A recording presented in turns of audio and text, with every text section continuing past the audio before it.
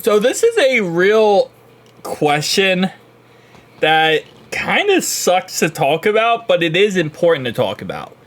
And that is, will Samsung ever give up on the Galaxy Z Fold series? And it's an interesting one. So Samsung is cutting down production of the Z Fold series next year by 40%. That's a huge number. But the reason why is because they aren't selling that many units. And if they're not going to sell that many units, they're not going to just make a phone and release a phone that isn't selling. It makes no sense. You're going to lose money. Especially when they do this whole every year a new Z Fold has to come out, right? And because of that, they're this losing money left, right, and center. That's why, again, they should be coming out with a Galaxy Z Fold fan edition, because as I talked about yesterday, when it comes to Z Flip lineup, you could just take all those Z Fold 6s, right, tear them down, and use those components that are unsold, brand new Z Fold 6s, use those components to make a fan edition phones, and that way you don't have your, stock going to waste after your Z Fold 7 comes out. You still have plenty of money you can make off of old dead stock. I still don't understand why Samsung doesn't do that. They could do that with the Z Flip series every year and the Z Fold series. It makes it so any dead stock, they can just recycle that and reuse it for new ones. Beside the point. With the Z Fold series dying, they are going to be ramping up production of the Galaxy S series. And makes perfect sense. The Galaxy S24 Ultra, everybody loved. It was an absolute home run hit. And I think it's going to be a home run hit next year as well. Now, do I think they're going to 100% can the, Galaxy Z Fold? No, I don't think they will.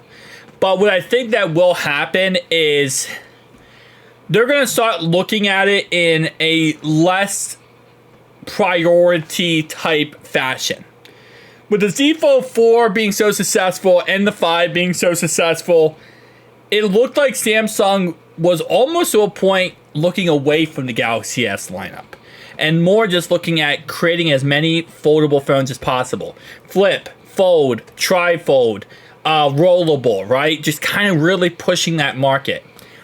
And now that Google is really pulling away from Samsung when it comes to how good the Google Pixel 9 Pro Fold is, and especially OnePlus as well, which is rebranded Oppo,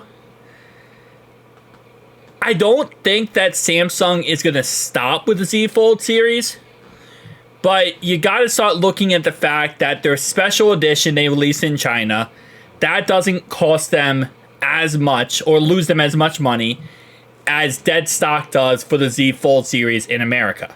Because that's a very limited release, right? They can keep pushing the boundaries there. Release that 1,000 different copies in China and South Korea and kind of just get that out there. The Z Flip is still selling like hotcakes. There's apparently going to be a fan edition of that next year sometime. That's selling like hotcakes. They can still make crazy money on that. It's just the Z Fold series is kind of the odd man out. So they have two options. One is innovate and truly spend the money to try to make the best product every single year. Okay, that's number one.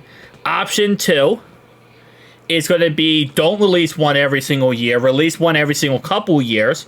That helps with the stock issue of having too many units and not selling them. If you release one every 3 years, you should be fine. Now, with that being said, every 3 years when you release one, you have to hit it out the park. So you can't just release one every 3 years and still do the lackluster updates. Or number three, kind of faded out of existence like Microsoft did with the Surface Duo lineup. But again, you're not fading it out of existence for the special edition. You're still releasing that every single year to the global market. I'm sorry, to the very select markets, right? And again, like I said, Samsung is one of those things where if you look at Samsung's company, they lose money in every single department that they own except for their phone division. Their phone division keeps them afloat. Everything else, dishwashers, washing machines, TVs, they lose money. They're negative. They don't make money off any of those divisions, but they do off the phone division because they're able to ship out a crap ton of S series phones, a Z Fold series phones, etc., right? And if the S series is doing so good and they're already in this kind of weird spot, it does make logical sense from a business point of view to kind of start saying, okay, well, we kind of might have lost the battle with the foldable phone market and also the foldable phone industry as general.